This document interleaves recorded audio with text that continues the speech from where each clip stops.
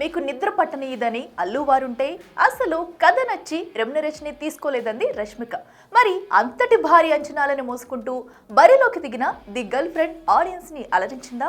Triangle fight లో మన national crush నెగ్గేసిందా? Let's watch.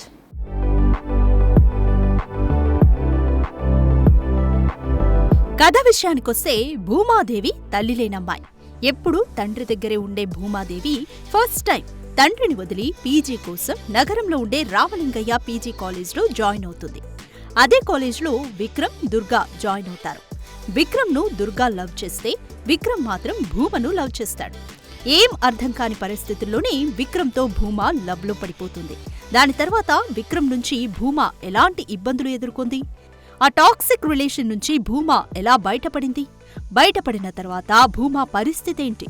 భూమ వాళ్ల నాన్న నుంచి ఎలాంటి ఇబ్బందులు ఫేస్ చేసిందన్నదే సినిమా కథ.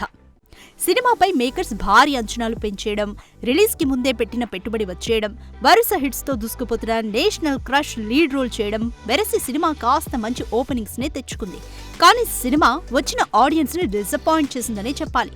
ఫస్ట్ హాఫ్ అంతా సాగినట్లుగా ఉంది. డైరెక్టర్ ఆడియన్స్ పేషెన్స్ కి పీజీ కంటే పెద్ద పరీక్షే పెట్టాడనిపించింది.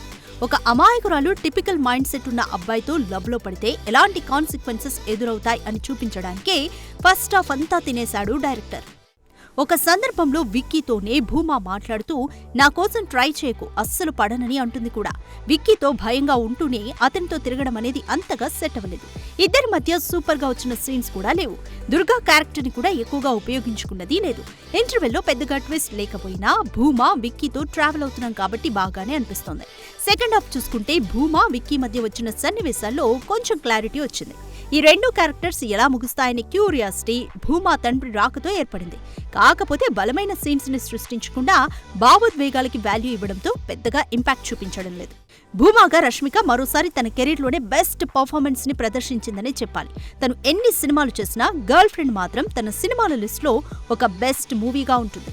ముఖ్యంగా క్లోజ్ షాట్స్ లో తన acting super.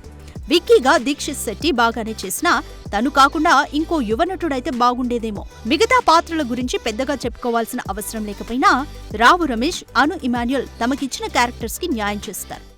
Hesham Abdul music లో మెరుపులు లేవు, కానీ విహారీ అందించిన బీజిఎం మాత్రం క్యారెక్టర్స్ యొక్క భావోద్వేగాలకి మరింతగా ఎలివేషన్ ఇచ్చింది. సినిమా మొత్తాన్ని ఒక కాలేజ్లోనే తెరకెక్కించారు. కాకపోతే ఫోటోగ్రఫీ అద్భుతంగా ఉండడంతో అంతగా పసిగట్టలేం. ఎడిటింగ్ సినిమాకి ఇంకో ప్లస్ పాయింట్ గా నిలిచిందనే చెప్పాలి. ఓవరాల్ గా చూస్తే ఓ వర్గం ప్రేక్షకులకే నచ్చే ఈ గర్ల్ ఫ్రెండ్ మిగతా వర్గాలకి హ్యాండ్ ఇచ్చినట్టే కనిపిస్తుంది.